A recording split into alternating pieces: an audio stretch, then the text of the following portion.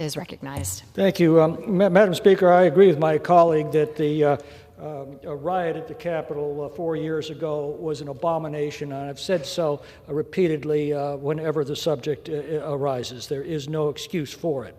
I would also remind him what Justice Kavanaugh said in United States versus Texas. That's where the Supreme Court ruled the states currently don't have standing to sue to enforce these laws.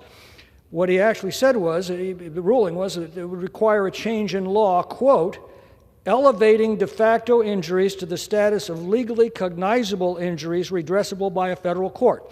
That's what Justice Kavanaugh said we needed to do. That is exactly what this bill does, by the book, and yet the Democrats still oppose it.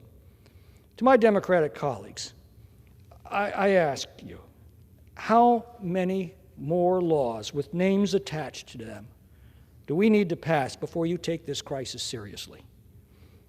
How many American citizens must die at the hands of illegal aliens before we all agree that these tragedies are all preventable? Must the name of my child or your child be the one attached to an HR number before the Democrats can vote yes on these common sense bills?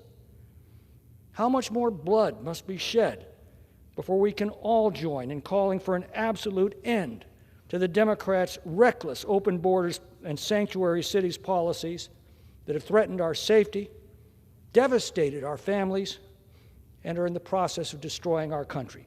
The American people have now spoken clearly on this issue.